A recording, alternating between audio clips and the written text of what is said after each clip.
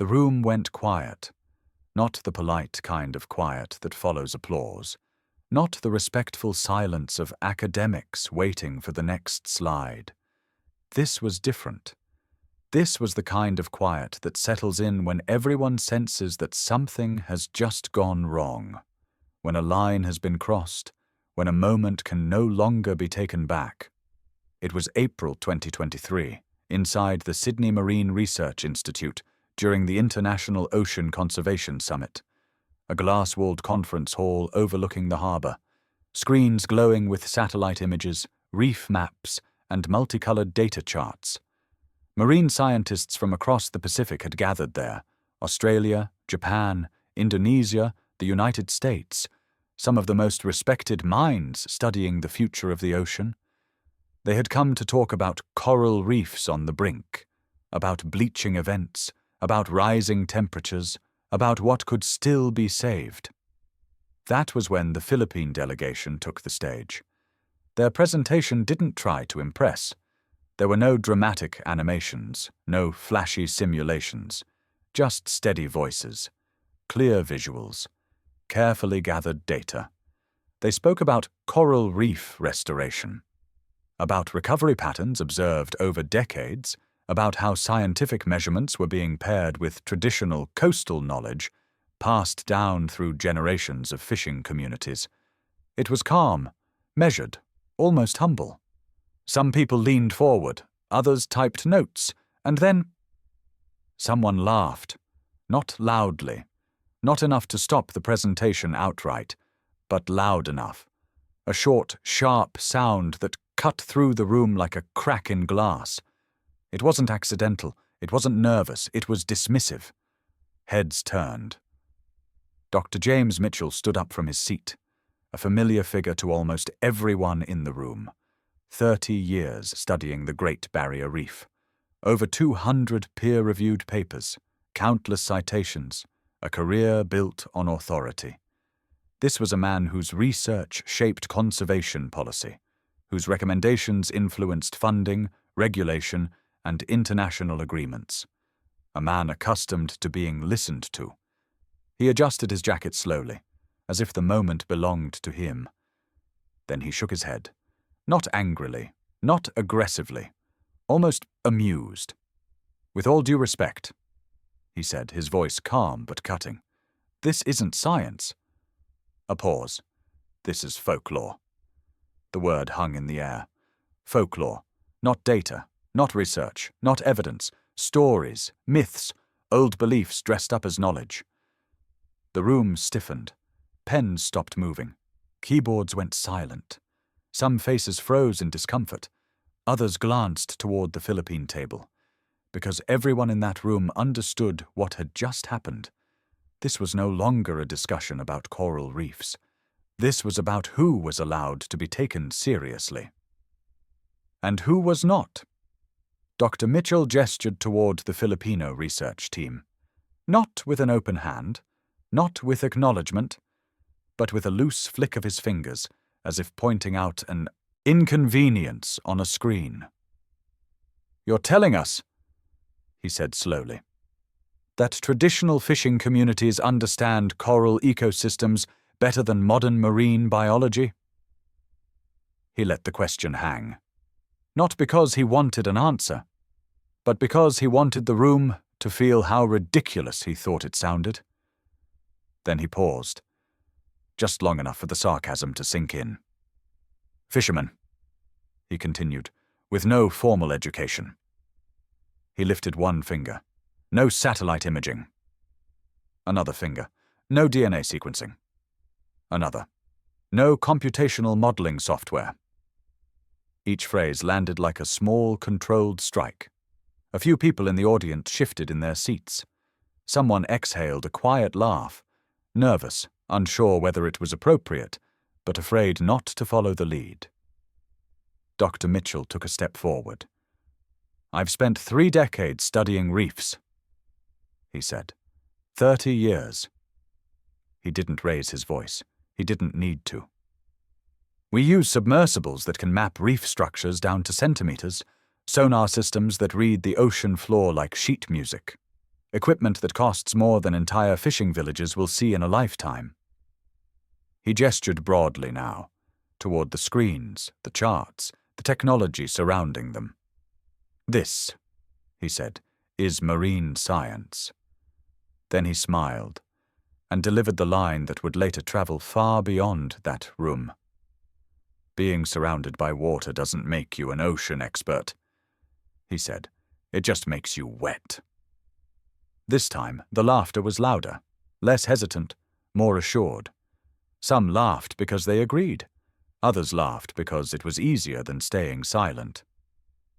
Across the room, at the Philippine table, the research team remained still. And among them, one woman didn't react at all. She didn't look down, didn't flinch, didn't defend herself. She simply sat there, hands folded, eyes steady, listening, waiting. As if she already knew that this moment, this careless dismissal, was about to cost him far more than he realized. Rosa Delgado was 32 years old, young by the standards of the room, almost invisible among rows of senior researchers with decades behind their names.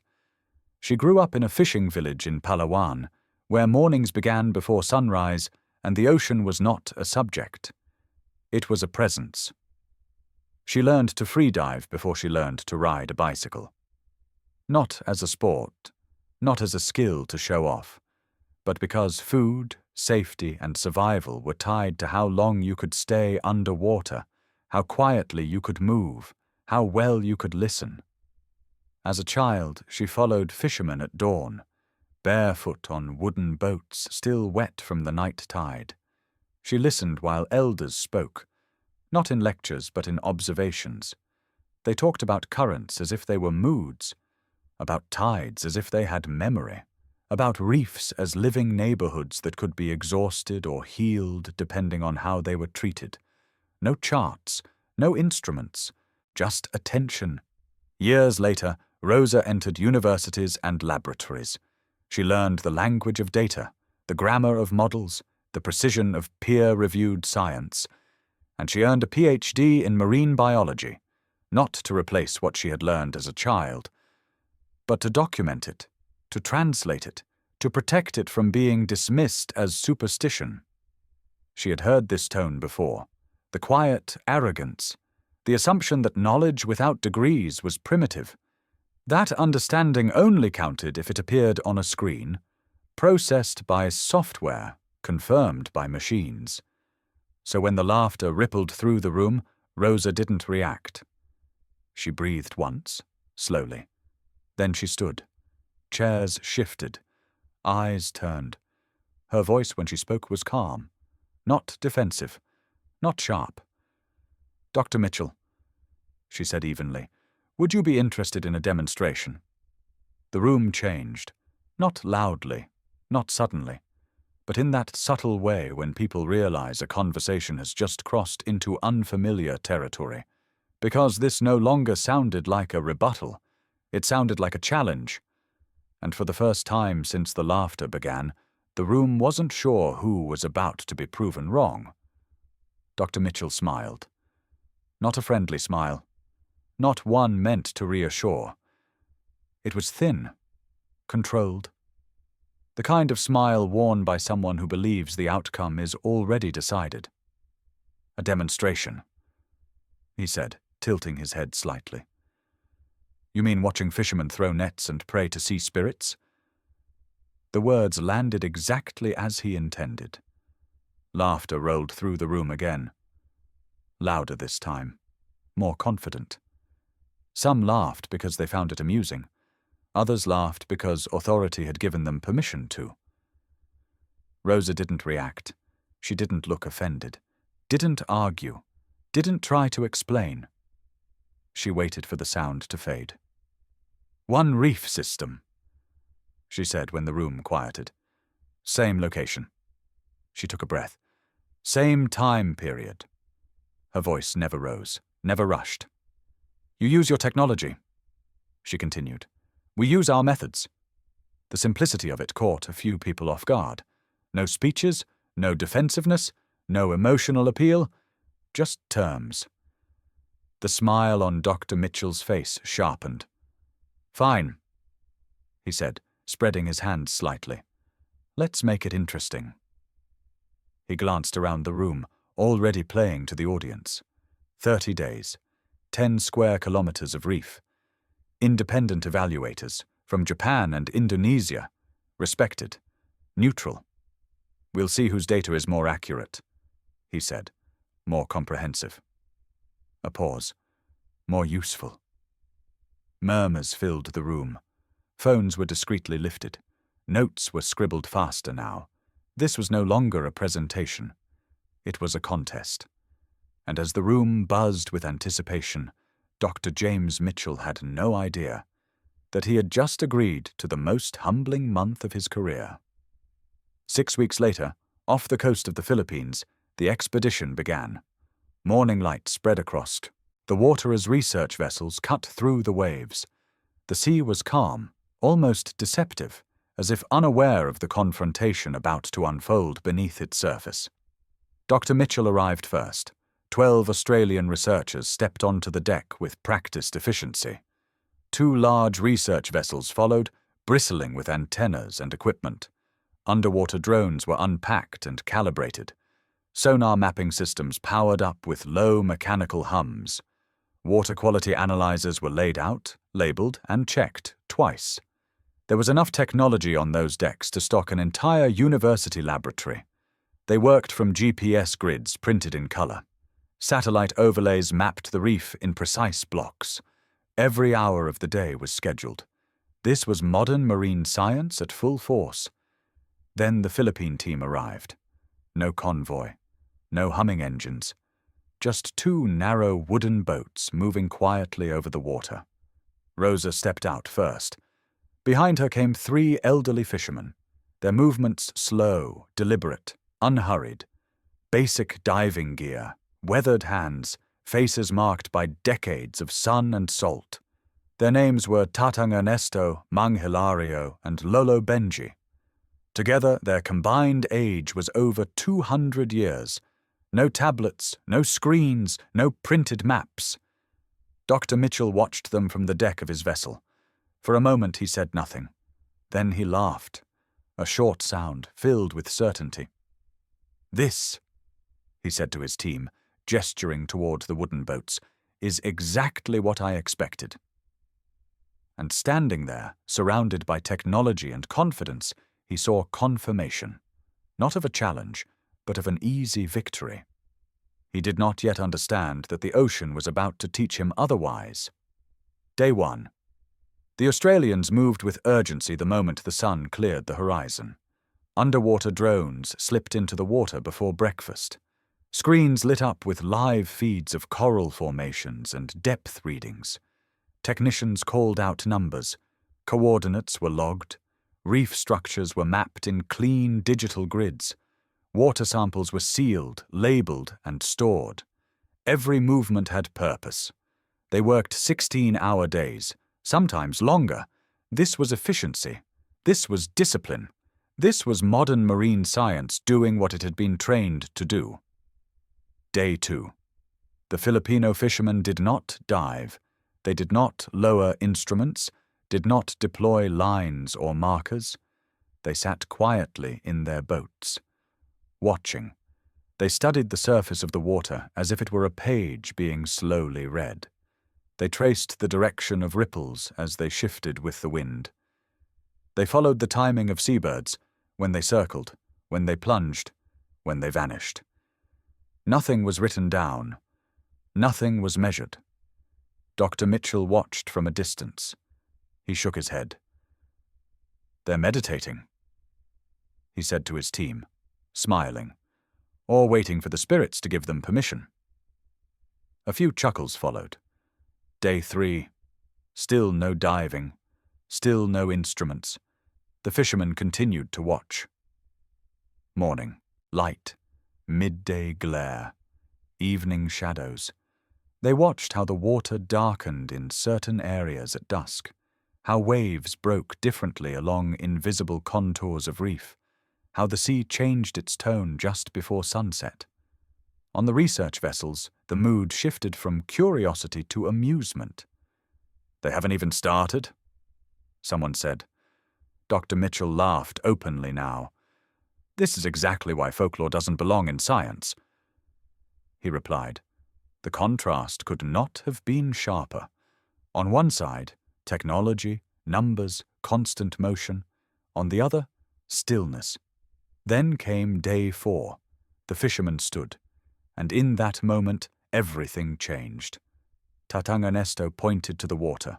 Not vaguely, not in a sweeping gesture. His finger stopped at one exact place, hovering just above the surface. "There's a nursery there," he said quietly. His words carried through Rosa's translation. "Juvenile grouper, about 200 fish." The Australians exchanged glances. He pointed again, slightly farther to the east. "Coral shaped like a mushroom," he continued. 18 meters down, eastern slope." There was no hesitation in his voice, no uncertainty. He spoke as if he were describing something he could already see. Dr. Mitchell raised an eyebrow. From the surface, the water looked identical to every other section of reef. No markers, no visible change in color. Just blue. Rosa didn't ask for clarification. She nodded once. Then she slipped into the water. No tanks, no sensors, no cameras. Just a deep breath and silence. Seconds passed, then minutes. The Australian researchers leaned toward their monitors, expecting nothing, expecting to be proven right. Rosa surfaced. Her expression told them everything before she spoke. She described the coral formation first. A rounded structure, wider at the top, narrow at the base.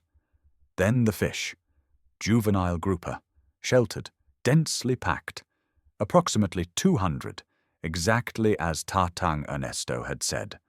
No one laughed. 3 days later, the Australian team finally mapped that section using their drones. High-resolution imaging, depth readings, species identification software. The data came back, and it matched. Depth, 18 meters. Orientation, eastern slope. Coral structure, mushroom-shaped. Fish count, within margin. Perfectly. On the deck of the research vessel, screens glowed quietly. No one spoke.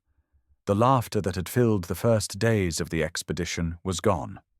In its place was something far more unsettling, the realization that an elderly fisherman, standing on a wooden boat, had known exactly what lay beneath the surface without seeing it once. And for the first time, Dr. Mitchell felt it. Not curiosity, not amusement, but doubt. Over the next 2 weeks, the impossible kept happening. Not once, not twice, again and again. Mang Hilario was the first to unsettle them. One morning, before the Australians had even powered up their equipment, he stood at the bow of his boat and watched the water in silence. Then he spoke. 3 days, he said through Rosa. A school of tuna will pass through that channel. Dr. Mitchell glanced at the charts. There was no indication of a migration, no alerts, no model projections. "How do you know?" someone asked. Mang Hilario didn't answer directly. He pointed instead to the water temperature just below the surface, slightly cooler than the day before, to the way bait fish were clustering tighter than usual, to subtle current shifts that didn't register on instruments yet. 3 days later, the tuna arrived, exactly where he said they would, exactly when he said they would. The deck was silent as the sonar screens confirmed it. Then came Lolo Benji. He lingered near a stretch of coral the Australians had already marked as healthy. Strong coverage, good coloration, no chemical anomalies. But he shook his head. "The watercolor is wrong," he said softly. "Not the coral, the water around it." Rosa translated as he continued. "The light bends differently when coral is sick, even before your eyes can see it." The Australians ran additional tests, took tissue samples, sent them for deeper analysis. 3 weeks later, the lab results came back. Chronic bacterial stress, early-stage infection, invisible to surface measurements. Confirmed. The unease spread. The fishermen navigated the entire reef system without GPS. No coordinates, no markers. Yet they never hesitated, never circled, never got lost. They predicted weather changes hours before satellites updated, a sudden shift in wind, a pressure change, an incoming squall. They identified fish species not by sight, but by the patterns their movement left on the surface. Ripples so subtle the Australians had never learned to notice them. By the end of the second week, no one was joking anymore. No one laughed from the research vessels. No one whispered about superstition. Dr. Mitchell stood longer at the rail now, watching instead of talking. The certainty that had followed him for decades, the belief that technology always led understanding, was beginning to crack. And for the first time since the expedition began, he realized something unsettling. They weren't guessing. They weren't lucky.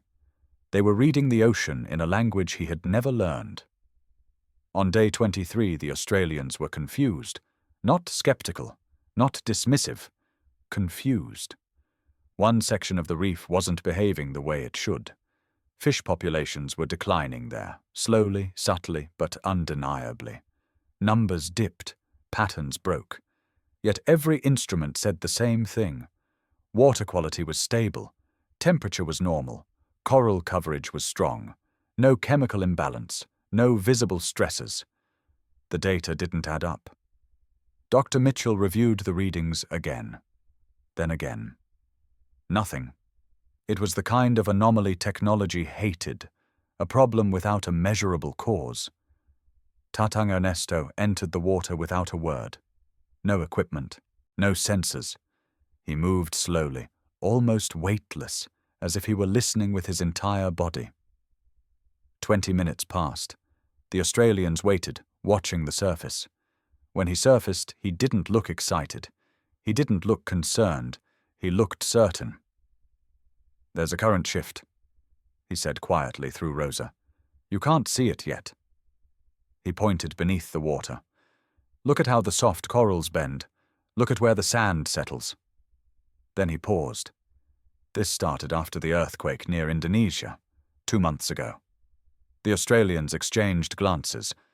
That earthquake had been real, but minor, barely a footnote in oceanographic reports. Still, they ran the models, historical current data, deep water flow simulations, nutrient transport projections. The results came back slowly, then clearly. The earthquake had caused a subtle but sustained shift in deep ocean currents, just enough to redirect nutrient flow away from that section of reef. The instruments had measured the symptoms, the fishermen had understood the cause. It wasn't magic, it wasn't instinct, it was integration of light, movement, pressure, time, memory. For the first time, Dr. Mitchell didn't look at his screens. He looked at the ocean. And in that moment, the truth settled in with uncomfortable clarity.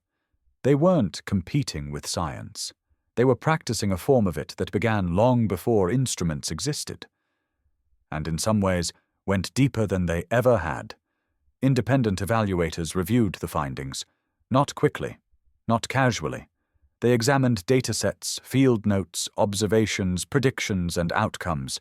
They cross-checked timelines, compared accuracy, measured foresight. The conclusion was unmistakable. The Australian team had collected more data. Thousands of measurements, endless charts, precise recordings. But the Filipino team had something else. They had understanding. They knew not just what was happening, but why it was happening. And what would happen next? Their observations were more accurate, more comprehensive, more predictive. And that difference changed everything. Days later, at a press conference in Manila, cameras crowded the room. Microphones hovered. Journalists waited. Dr. James Mitchell stepped to the podium. Gone was the confident smile from Sydney. Gone was the certainty that had once filled his voice. He paused before speaking. Then he said the words no one expected to hear. I was wrong. The room fell silent. I was arrogant. He continued, his voice steady but heavy. I believed that modern science had all the answers. He turned and gestured toward the 3 elderly fishermen seated quietly in the front row. These men, he said, have been doing science for generations. No qualifiers, no excuses. We just weren't humble enough to listen. There was no applause. None was needed. Because everyone in that room understood the weight of what had just happened. This wasn't an apology for a failed experiment. It was an admission that knowledge had been overlooked, not because it was incorrect, but because it came from the wrong mouths, the wrong boats, the wrong traditions. And in that moment, science did not lose credibility. It gained something far more valuable: humility. Universities changed programs. Traditional knowledge was integrated into marine science. The fishermen advised global reef projects. Rosa became one of the youngest recipients of an international conservation award. And the phrase maritime mythology disappeared from serious science. Tatang Ernesto, now in his 80s, still dives the reefs. When asked how he knows so much, he smiles. The ocean teaches everyone, he says. Most people just don't listen. The Filipinos didn't win because they had better tools. They won because they understood something modern science forgot. The ocean is not a laboratory. It's a living system. And wisdom still belongs to those who pay attention.